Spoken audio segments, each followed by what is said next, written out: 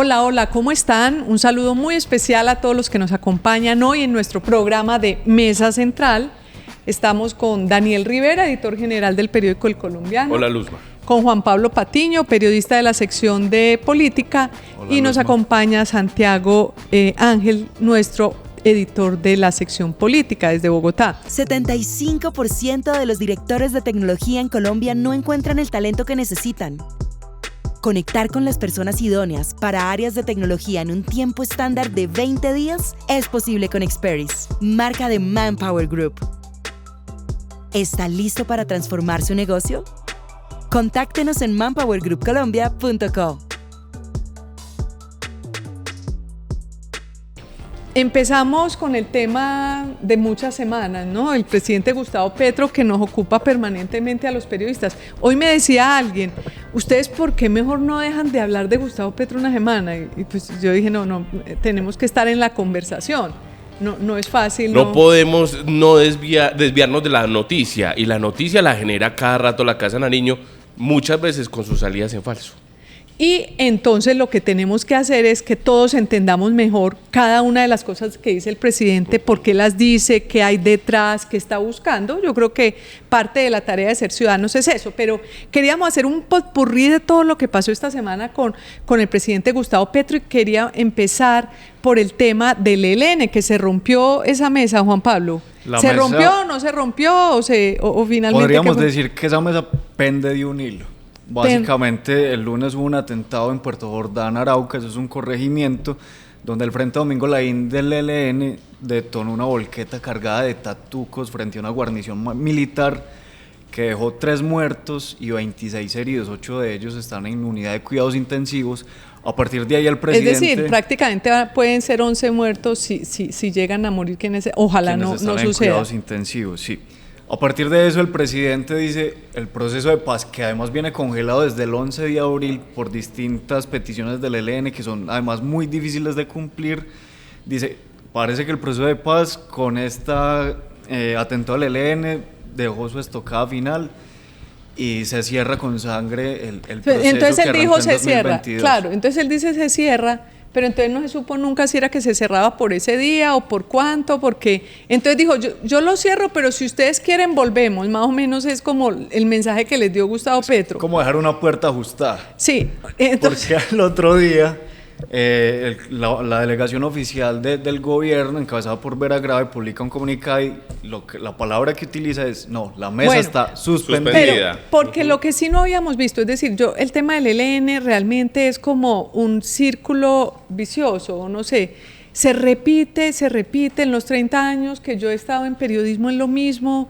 se sientan a conversar, el ELN hace algún atentado, que de hecho usted hizo un buen perfil de Antonio García, y lo que pasa dentro del ELN, quienes conocen a fondo el ELN, lo que dicen es que nunca va a haber, que en los estatutos, en los congresos del ELN, nunca han hablado de entregar las armas, nunca han hablado de negociar. Sí. Eso no es el propósito, nunca van a hacerlo. Siempre se ha dicho que son muy dogmáticos, ¿no? Exacto, y existe, y dentro del ELN hay una división muy importante, por un lado Pablo Beltrán y por el otro lado Antonio García, que ahora desde hace unos 3 años es el jefe, y Antonio García, según la gente que conoce bien el ELN, es el que cada vez que llegaban a medio a un acuerdo, ahí mismo un atentado, un secuestro de un avión. Eso fue en el gobierno Pastrana, ¿no? En el gobierno de Pastrana, en el gobierno de Gaviria también. Claro, todos los gobiernos han negociado hasta con el ELN. Álvaro Uribe hacer fases intentó, pero no llegó, pues no pasó de la conversación. Pero los que sí estaban sentados y adelante, cuando las cosas empezaban a mejorar,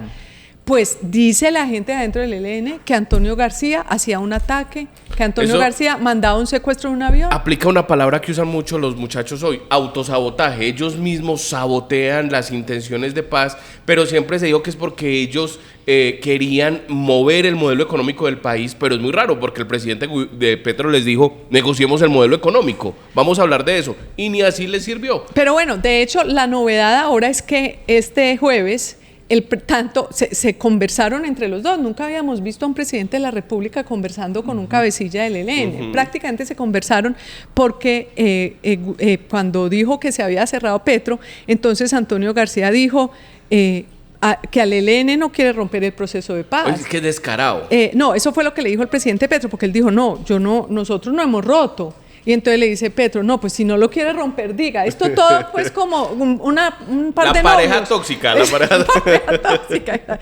Entonces le dice, lo último que dijo Petro fue, estoy listo en mi oficina para entregarles la sotana de Camilo Torres. Amor. Es decir, esto ya es como un drama que no sabe uno pues hasta dónde va a llegar, pero en realidad es un desgaste para el país, porque no puede ser que a nombre de la paz cometan esos atentados que matan colombianos, y no es un asunto pues como para que lo estén conversando, no, en realidad falta más seriedad de parte de los dos lados con respecto a lo que es de verdad tener intenciones de paz. Y lo cierto es que, a diferencia de lo que ocurrió en el proceso de paz con las FARC, esta guerrilla del ELN llega fortalecida, van 6 años ocupando los territorios que dejó las FARC, aprovechándose de las rentas y las economías ilícitas, y en el gobierno Santos las FARC venía debilitada, venían de dar de baja cabecillas como Raúl Reyes. Aquí esta guerrilla, lo que muestran informes de la Defensoría o de la Fundación Paz y Reconciliación, es que han acaparado territorio y están más fuertes, por eso en esa negociación llegan tan fastidiosos o con tanto sabotaje. No, pues sí, siempre han sido prepotentes, porque ningún negociador que ha pasado en las negociaciones con el ELN se lo resiste. Es decir, todos los que les ha tocado negociar con el ELN son imposibles. Son imposibles, es un poco también lo que les ha pasado a los del gobierno de Gustavo Petro. Y no tienen voluntad de dejar las armas. Sí, pero en junio hubo el 6º Congreso y dijeron, queremos paz, pero no estamos dispuestos a dejar las armas. Ese es uno de los temas, no nos vamos a poder extender más en muchos de los temas de Gustavo Petro.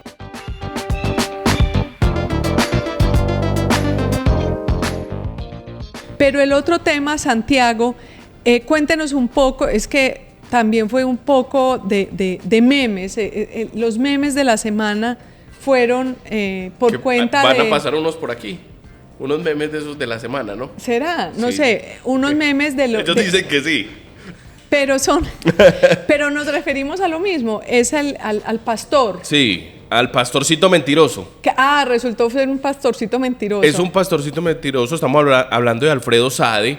Alfredo Sade es un tipo que se unió a la campaña de Gustavo Petro y él dijo que era pastor, pero resulta que Sedecol, que es la agremiación de iglesias más importante del país, tiene más de 60 años de iglesias evangélicas, dijo, no, ese señor no es pastor.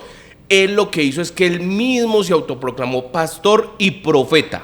Y entonces lo recuerdan porque él usa una pelotica con punticas y él las limaba y él decía, así se acaba el COVID en un acto profético. Pues este hombrecito salió a decir que era pastor, no es ningún pastor, eso es una afrenta contra los verdaderos pastores que van y estudian teología, y él es el que le habla a veces al presidente Gustavo Petro y que incluso le dice que van a atentar contra su vida. Es que eso fue, y ya le voy a dar paso a Santiago para que nos cuente, porque lo gracioso, pues lo que uno queda como estupefacto. Como delirante es que en la tarde tal vez del miércoles, entonces se anunció Holman Morris, que ahora es el gran propagandista del gobierno, no utiliza el canal público para informar, sino para hacer propaganda. Entonces dice, esta noche les tenemos la gran revelación de cuál es la fuente de la información de los atentados que supuestamente van a ser contra Gustavo Petro, porque recordemos que Gustavo Petro desde hace muchos días viene amenazando al país con que lo van a matar. Y después apareció un pastor evangélico en un aeropuerto y le llegaron otros dirigentes religiosos, dijeron, qué susto, mire lo que escuchamos. Y otra vez lo mismo. En 3 meses o el presidente sale de la presidencia o se muere. Ya hablará el pastor. Entonces el país se queda un poquito como asustado, claro, que cómo así que van a matar al presidente, y todo el mundo dice, nadie lo quiere matar, es más, todo el mundo, incluso los mayores opositores, consideran que si él llega a faltar puede ser más problemático para el país. Entonces uno no entiende, no tiene lógica que alguien lo quiera matar. Pero él insiste. Entonces cuando ya dijo Holman Morris, pues ya vamos a revelar de dónde sabemos que van a matar al presidente, pues apareció el pastor Sade. Santiago, cuéntenos un poco la historia y esto de los atentados, ¿qué tan cierto es? Pues Luz María, hay por lo menos 4 o 5 versiones y formas de cómo hay un plan para atentar contra la vida del presidente Gustavo Petro. todas de él, y la última pues del pastor Sade y de Holman Morris, y uno no sabe a cuál de todas creerle porque todas son diferentes. Este es un discurso que el presidente ha venido dando hace 2 semanas, que junta con el golpe de Estado vía Consejo Nacional Electoral y la investigación a su campaña. En todos es tratando de aparecer como la víctima, es decir, que él está en peligro, que él está en riesgo y que él es una víctima, ¿no? Exactamente. Un primer atentado que alertó el presidente lo hizo por X, y le echó la culpa a las disidencias de las FARC vía la nueva junta directiva del narcotráfico que hemos investigado sobre ella en El Colombiano. El presidente dijo que había unos planes desde Dubái con las nuevas disidencias para que un francotirador le disparara al presidente. Las disidencias salieron inmediatamente a negarlo. Ahí salió Iván Mordisco, ahí vi a Iván Mordisco diciéndole que muestre las pruebas de que ellos lo quieren matar, que él no sabe.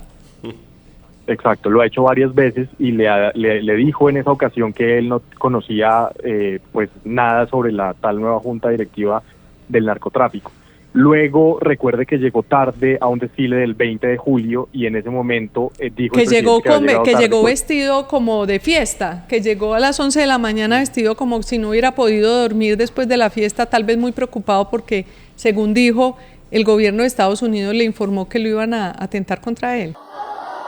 Y entonces decían, no, es que Petro está paranoico, es que no fue el 20 de julio a tiempo porque estaba tomándose unos tragos por la mañana. Y entonces, eso que dice de que es que lo iban a matar y que había una operación, era mentira, una excusa de esas que hacen los adolescentes cuando llegan tarde a la casa y le dicen a la mamá. Y empezaron cada vez a decir, no es que Petro está paranoico, no es que Petro no está en sus cabales, es un loco, o es un mentiroso. Miren, llevan un mes diciendo, ¿cuándo fue el 20 de julio? Ya estamos 2 meses. 2 meses llevan diciendo la misma vaina. Llegó vestido de guayabera, cuando tradicionalmente los presidentes pues usan traje formal para saludar a las fuerzas militares en el desfile, y con botas militares, y dijo que tenía información exactamente de la Embajada de los Estados Unidos sobre un supuesto atentado contra él. Hay que decir que hoy entrevistaron al embajador de Estados Unidos encargado, el señor Francisco Palmieri, y le preguntaron sobre el atentado. Él dijo que él no podía revelar las conversaciones que tiene con los gobiernos, pues se sintió un poco como sorprendido por la pregunta, pero luego le preguntaron que si había alguna preocupación sobre un posible atentado, y hay que decir que el embajador dijo que sí. Sí, y esa información, según lo que nosotros hemos podido saber, también tiene que ver con unos dichos de un abogado de un narcotraficante a la DEA, que dijo haber tenido información sobre un supuesto plan para atentar contra el presidente, pero esa información también está pues en investigación y no está concluida, porque también se relaciona con la maqueta que encontraron de la Corte Suprema de Justicia. Y en ambos casos, pues eso para la policía no está tan claro, porque la información podría no ser completamente veraz. Pues de hecho, claro, Noticias Caracol, Ricardo Calderón sacó una investigación mostrando que eso no era cierto, que era un narcotraficante tratando de ganar indulgencias de su pena, diciendo, supuestamente contando sobre un atentado que no iba a ser. Por lo menos esa fue la conclusión de las autoridades. Exacto, y esa es la información de la DEA. Esa es la información que nosotros sabemos que el embajador le transmitió al presidente, pero eso no está pues del todo claro ni probado por ninguna agencia de inteligencia.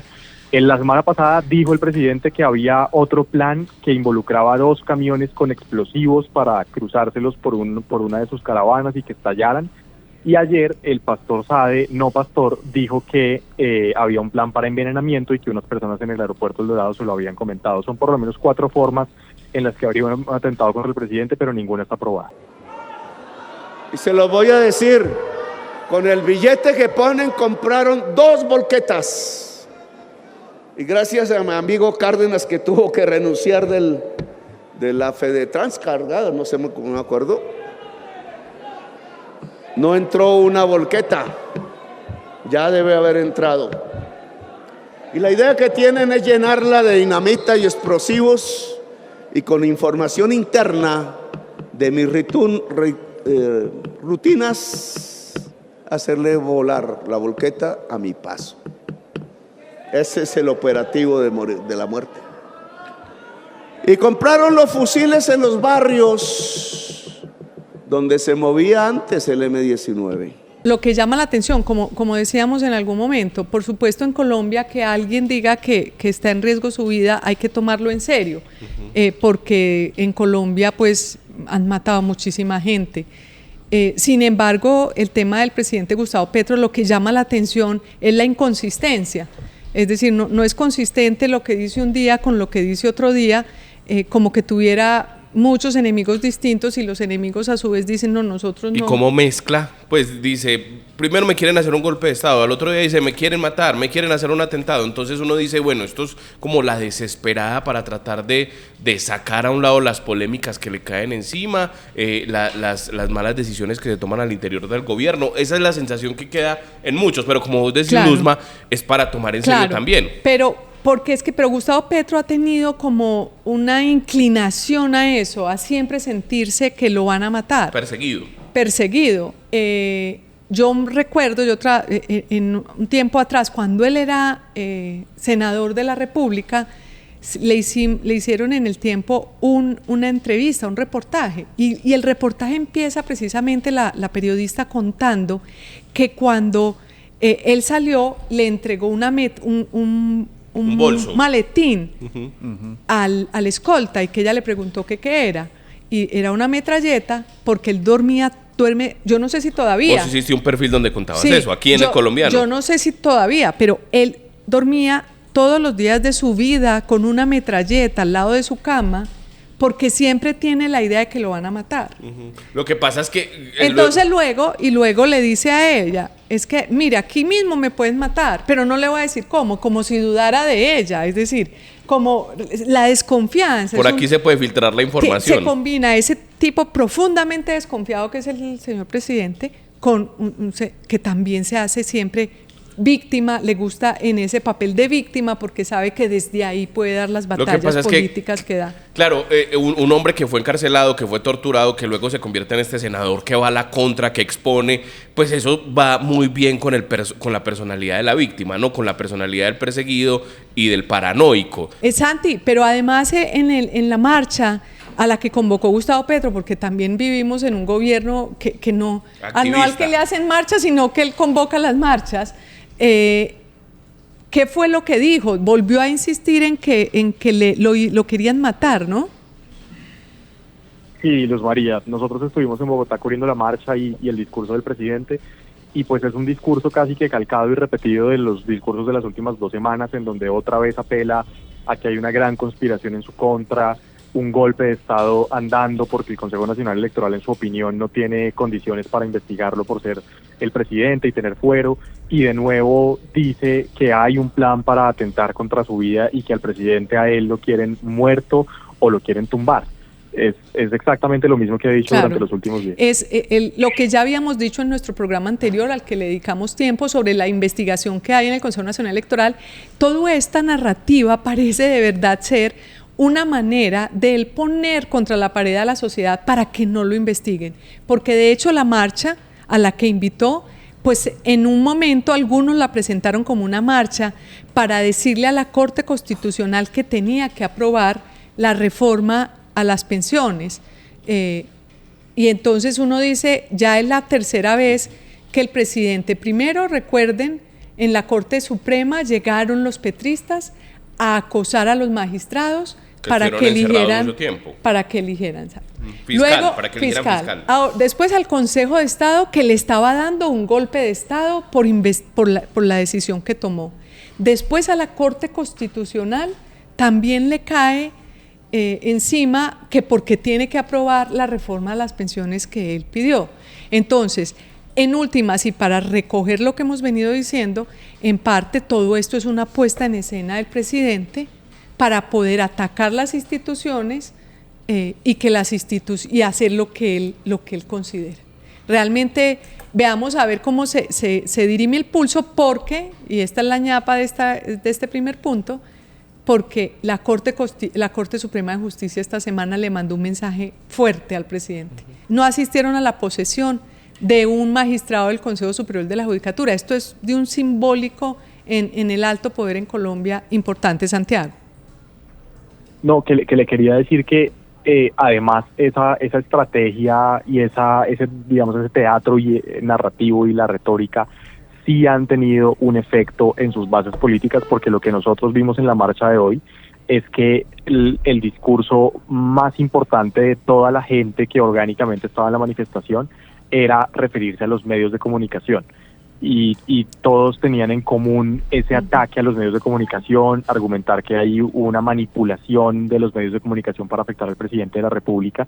Entonces creo que esa vehemencia en el discurso y esa retórica contra los medios de alguna forma sí ha tenido un efecto en sus bases es posible, políticas. pero también puede ser la línea que les han dado para la discusión. Es decir, en redes sociales muchas veces se mofan del petrismo porque consideran que en las bodegas transmiten, les mandan la línea que tienen de comunicación, y la línea de comunicación es atacar a los medios de comunicación. Entonces lo hacen todos, pues que son sus bases, pero que esto haya permeado a la sociedad todavía está por verse.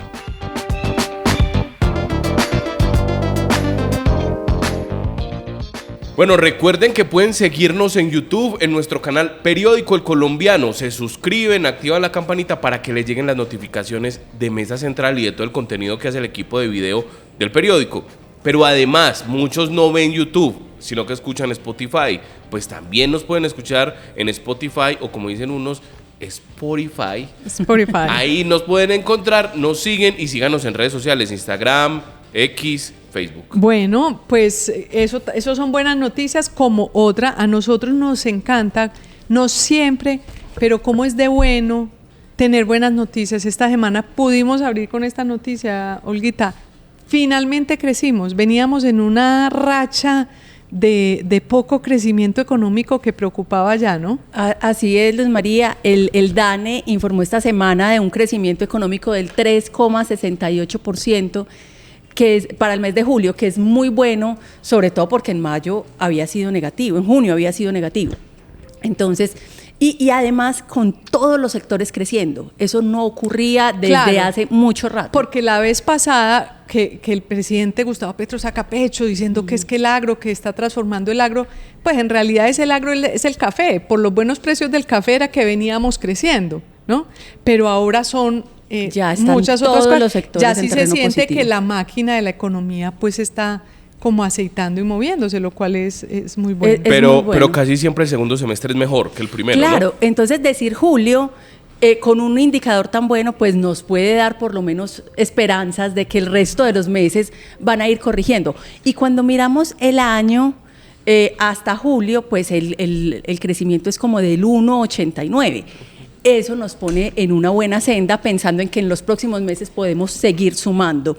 De hecho, esta misma semana la OCDE aumentó el pronóstico de crecimiento. La OCDE, que es el club de los grandes, de los países ricos del mundo, los países de las buenas prácticas en el mundo. En el que además está Colombia, colero en todo, pero nos aumentó el pronóstico de crecimiento hacia final de año. Y hay que decir que hay crecimiento bueno, es positivo, porque eso significa empleos, significa que la gente tiene recursos para comprar, eso da otro ambiente. Y significa impuestos para el gobierno también. Que el gobierno puede tener más impuestos usted me puso el tema de los impuestos porque me quiere hablar de la reforma tributaria. Sí, sigue siendo, aunque es un crecimiento importante, pues el 3,68 es muy bueno.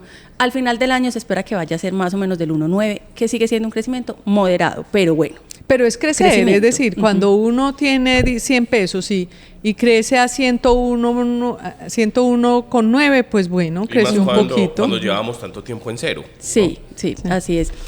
Y bueno, y entonces se lleva lo de los tributos, pues porque también el gobierno la semana anterior presentó una reforma tributaria para financiar el presupuesto que presentó desfinanciado para el próximo año. Esa reforma busca recaudar 12 billones de pesos. Pero detengámonos en el presupuesto un poquito, aunque yo le había dicho que de pronto no, pero aquí no hemos contado el problema del presupuesto, que es que el presidente Gustavo Petro es como el papá de una familia que dice, no, vamos, planeemos viajes, planeemos paseos, compremos casas, pero ¿y dónde está la plata? Pues no tenemos esa plata, pero él sigue insistiendo en que hay que hacer eso. Tal cual es. El gobierno, el ministro de Hacienda radicó un presupuesto de 524 billones. Eso es un platal, muchísimo más que el presupuesto que él tuvo que recortar este año, ¿cierto? Este año recortó 20, o sea, es muchísima más plata. Y no pues hay es que fuentes eso, de ingreso. Cuando uno dice 524 millones, es que eso se sale de la cabeza de cualquier persona. ¿Cuánto costó la construcción de Hidroituango? 20 billones de pesos. Poco menos de 20 billones de En pesos. varios años. En varios años, sí. Es decir, 524 es una locura. Y no solo la gran cantidad que es, sino que no hay dinero, o sea, no hay recaudo, el recaudo está caído. Con el crecimiento tan moderado, pues el recaudo va a ser menor al esperado y no hay. Entonces, el gobierno, para poder financiar eso, el gobierno presentó ese presupuesto desfinanciado y se lo negaron. Y a los días presentó una reforma tributaria y al día siguiente le niegan el presupuesto. El Congreso, pues consciente de esa situación, dijo... Que ahí actúa bien el Congreso, claro, porque es responsable. Dice, no señor, pues que no tenemos esa plata, ¿cómo le voy a...? Porque si el Congreso le aprueba ese presupuesto del que no tenemos cómo conseguir los ingresos, pues entonces indirectamente le está aprobando una reforma tributaria. Claro, porque le toca. está diciendo, pues entonces, señor Congreso, usted haga una reforma tributaria porque si no nos alcanza. Entonces lo que hizo el Congreso, que no es muy común, lo que hizo fue negárselo y hasta por escrito quedaba negado ese... Creo que nunca había pasado, no es que no sea común, nunca había pasado y además que... y entonces el presidente salió a decir que entonces lo decretaba. Es que el presidente está facultado para decretarlo, es decir, si del Congreso no sale un presupuesto, el presidente lo puede decretar. Y ahí el Congreso no le aprobó el monto, pero tampoco le puso un monto. Había varias propuestas sobre la mesa, la más bajita era como de 490 billones, o sea, 30 billones menos de lo que el gobierno presentó, pero ninguna de las propuestas, fueron varias, ninguna de las propuestas tuvo aval del Congreso para decir que sobre ese monto se tenía que aprobar el presupuesto. Entonces, finalmente en octubre el gobierno podría decretar pero el en el decreto pues hay toda una discusión, pero se considera que no podría decretarlo por los 523 billones que él quería, que Gustavo Petro quería, sino que tendría que decretarlo por el monto que fue el presupuesto de este año 2024, que es como 503, es decir, son como 20 billones menos. Sí, tendría que ser sobre ese. Pero acuérdate que este año a ese monto además le quitaron 20, ¿cierto? Sin esa reducción, porque esa reducción no se cuenta. 484. Eso, entonces en realidad va a ser de 500. Pues lo que lo podría decretar es como de 500 y algo. Pero mientras tanto la reforma de todas formas sigue su trámite. La reforma tributaria. Porque a la reforma tributaria esa no se ha hundido. Y esa tiene algunas cosas, pues tiene cosas buenas. En el país las empresas pagan muchos impuestos, entonces se va a reducir la tasa que pagan algunas empresas y se le va a aumentar de una forma significativa del 35% al 41% a las personas que se ganan más de 120 millones de pesos al año. Entonces a estas personas se les aumenta y además... se contempla un impuesto al patrimonio para los súper ricos. Aquí están llamando súper ricos a las personas que tienen patrimonios de más de 3.400 Las cuentas millones. que están haciendo es que a un segmento de la población pues los más ricos, como que les van a cobrar el 41% de sus ingresos, pero ¿es de los ingresos o los empleados que ganan más? Es de los ingresos de las personas que se ganan más de 120 millones al año, o sea, esos son 11 millones de pesos mensuales. A quienes devengan más de eso, les van a quitar prácticamente, o van a entregar como tributo al Estado el 41%.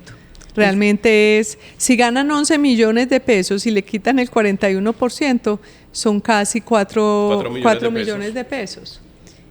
Pero hay unas exenciones, ¿cierto? En Colombia hay 264 exenciones. Pero las han Sí, quitado. Precisamente la reforma tributaria anterior anterior quitó bastantes. Quitó casi todas las exenciones, muchas de las exenciones. Quedaron muchas de todas formas.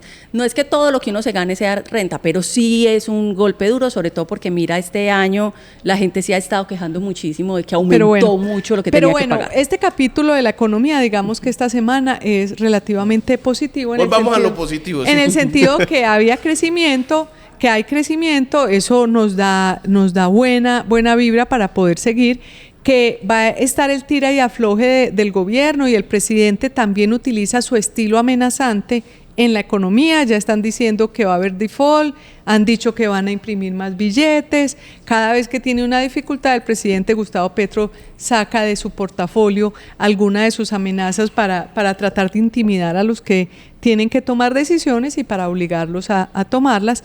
Pero esperemos, no sabemos qué va a pasar con esto si hay una nueva reforma tributaria, que probablemente, que primero no se justifica en la medida en que el Estado colombiano no solamente ha mostrado cierto derroche y los gastos de funcionamiento han crecido casi 120 billones de pesos entre 2023 y 2025. Eso quiere decir que han metido un montón de gente, han creado puestos nuevos, burocracia que llaman. Lo que hacía Gustavo Petro, cuando Gustavo Petro en Bogotá en su momento le hicieron un balance de su alcaldía, él cuando llegó tenía 29,000 contratistas y cuando se fue dejó 51,000 contratistas, es decir, las aumentó de manera exponencial.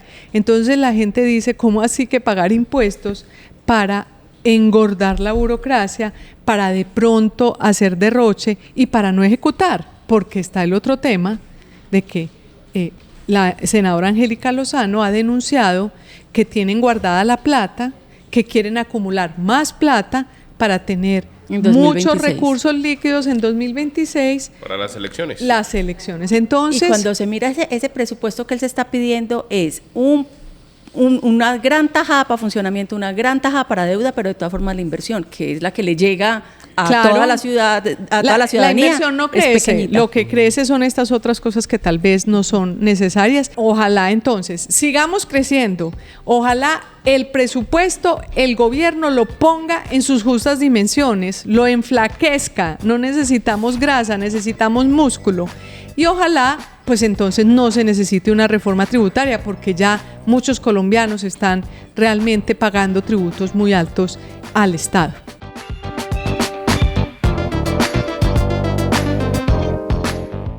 ¿Oíste, Luzma? Hay una canción, ahora que empiezan los meses del BRE, que dice, golpe con golpe yo pago, golpe con golpe devuelvo, ¿cierto? Así es la ley del amor que yo aprendí. Pues aquí titulamos, favor con favor yo pago, favor con favor devuelvo. Así es la ley de la contratación que yo aprendí, ¿Oíste? Y es que yo no sé si se acuerdan que aquí hubo una trama de medios piratas que se inventó la administración de Daniel Quintero, y por ahí le da fantasmas piratas creados así a la berraca y de poblaciones muy lejanas. Exacto, eso. Y ahí le dieron contratos a Holman Morris y a sus amigos. Pues, ¿cómo te parece que ahora eso se volteó? Pero yo creo que es que eso no eran medios. No eran medios. Es decir, era una modus operandi para sacarle plata al Estado. Decían, bueno, vamos a financiar publicidad en unos medios, pero los medios era que cualquiera en su casa puede crear una página web X, como un blogcito, y le pone uno, Luz María Informa. Y entonces uno le pone ahí 3 noticias. Y vendía el cabezote de la página. Y con eso le pagaba la administración de Daniel Quintero por Telemedellín a todo el mundo plata. Es decir, por ahí salió cuánta plata que se haya podido verificar. Sabemos que son más de 20 medios, o fueron más de 20 medios en 2022 cuando sacamos la primera nota. Y que ya se han ido apagando. Esa es otra ahora. Ya los medios ya no existen. Lo denunció el periódico El Colombiano en febrero. Que ya no existían, que eso ya que esa platica se perdió. Pues, es más, decir, no sirvió para fortalecer. Se prendieron en su momento para el año pasado. Incluso sacamos una nota en la que decíamos que llevaban algunos hasta un año sin actualizarse. O sea, seguía saliendo publicidad ahí, pero no aparecían noticias. Pues resulta que ahora los que dirigían esa estrategia aquí en Medellín, que eran Denison Mendoza, gerente de Telemedellín en un tiempo, y Juan José Aus, que era secretario de comunicaciones de la alcaldía de Medellín, de Daniel Quintero, ahora resultan contratados por Holman Morris en RTBC. ¿Sí o no, Juan Diego? Sí, ahí falta para meterle en el engranaje que Holman Morris, a través de Contravía y algo que se llamaba Federación Internacional de Pueblos, FIPU, fueron contratistas de Telemedellín y de la alcaldía de Daniel Quintero. Tuvieron un montón de contratos, 20 contratos entre 2020 y 2023, Contravía y FIPU, que era de Holman Morris. Y ahora entonces la noticia es que acabaron de contratar a Juan José Aux y a Denison Mendoza por 4 meses y medio a ganarse 54 millones en todo el contrato, eso es como 12 millones mensuales, para asesorar y para acompañamiento técnico en diferentes plataformas en RTBC. Sí, y lo que pasa con esto de Daniel Quintero y su engranaje, esto más allá de esto puntual, que esto puntual es como, bueno, yo te pago, tú me pagas y todos nos contratamos, es que Daniel Quintero está haciendo toda una estrategia para llegar a la presidencia de la República. Él cree que puede llegar a la presidencia y lo está haciendo vía el pacto histórico y se conecta con cada una de las entidades. De hecho, él ha logrado poner en cada una de las entidades del Estado prácticamente, como que ha sido estratégico. Pone paticas. Sí. Pone en el Ministerio de Relaciones de Justicia. Ministerio de Minas, Ministerio de Salud, Agencia Nacional Minera, una unidad administrativa que apenas la venimos a escuchar ahora, que es de parafiscales, que pertenece al Ministerio de Hacienda, Minjusticia y la Aerocivil, la división regional que también quedó en manos de... y además y el de ISA. UNGRD. Y la UNGRD y ya la ISA. última fue ISA, claro. ISA, que pues realmente eso parece lo que le pidió él al presidente Gustavo Petro, porque fue tanta la insistencia de que quedara Jorge Carrillo a pesar de sus múltiples cuestionamientos, que lo que nos explican a nosotros en Bogotá, que es que eso fue lo que pidió Daniel Quintero, lo único en que quiso quedarse, un poco parecido a lo que pasaba en Antioquia, que en Antioquia él prácticamente se dedicó mucho a EPM porque es una empresa y una empresa da muchos recursos. ¿Dónde está el billete? La joya de la corona. Una contratación con régimen privado, entonces es mucho más fácil contratar como quieres y manejar esa plata a tu libre albedrío. Entonces, digamos, lo que se ve ahí es de todas formas esa alianza Daniel Quintero-Holman Morris, porque Daniel Quintero, claro, está buscando aliados dentro del pacto histórico, porque el pacto histórico tiene muchos candidatos. Y Quintero es solamente uno de ellos. Y probablemente, quién sabe, pues por ejemplo... Y uno menor. El presidente Gustavo Petro seguramente va a estar muy interesado en apoyar a Susana Muhammad o a Pizarro, la hija de Pizarro, aunque seguramente él los lanzará que todos corran y al que vaya de primero pues terminará apoyándolo probablemente. Entonces lo que hace Daniel Quintero es ganar como todas estas alianzas, habla con uno, habla con el otro, busca espacios, estuvo en la manifestación, sería bueno mostrarlo porque me pareció que incluso cambió el sábado, que el se sábado en la Nacional, con todos, que además claro. Cambió el look. ¿No les pareció que se cambió el look? Es decir, él aquí para ser alcalde de Medellín, entonces se dejó el look alcalde de Medellín, ¿no? Que el de las colitas. Colas, blue jean, camisa azul remangada. Allá estaba look pacto histórico. Look pacto histórico es el pelo así, él así, con una chaquetica muy modesta, con una camisa. Tenía otro aspecto, como que tratara un poco de mimetizarse con lo que es el público y la audiencia en donde está. Como dice Rubén Blades, camaleón. Yo sé siempre por dónde vienes, ¿no? Se disfraza y estás según que te las vas de rumba circunstancias. pues con tanta música. No, estoy pero entonado. En todo caso, Luzma, lo importante es por qué aterrizan funcionarios todavía con cuestionamientos, con presuntas irregularidades que hemos denunciado. En este caso, Telemedellín tiene un montón de denuncias del cuatrenio pasado. No, y AUS está investigado. La Procuraduría lo bajó del contrato Corbata, pero tiene otras investigaciones. Igual Denison Mendoza con el escándalo de los celulares, si lo recordamos, los contratos Corbata, muchas explicaciones para que los funcionarios den y están aterrizando en el gobierno nacional. Sí, es muy lamentable que eso ocurra, que no estén llegando las mejores personas. Eso pues lo hemos repetido mucho, lamentablemente en muchos gobiernos, pero en este en particular pareciera que las investigaciones de la Procuraduría, de la Fiscalía, de la Contraloría no importaran nada. Me quisiera despedir con una canción, pero has dejado el tope muy alto, muy alto para poder despedirnos con una canción. Pero bueno, ustedes en sus casas, espero que tengan un excelente fin de semana. Pongan la música que quieran, de pronto pueden, porque golpe con golpe, eso ya es irnos muy adelante. Eso ya estamos muy, muy lejos, pero ¿sabe qué? Casi Estaba que la pensando alborada. que con esas contrataciones uno queda muy aburrido, queda como si hubiera de esto para comer con eso, pero no hay. Esa no me la sé. Pero, El arruinado. El arruinado, la mejor el mejor arruinado, canción de la claro. música Pero colombiana. bueno, muchas gracias por acompañarnos. Que tengan un gran fin de semana.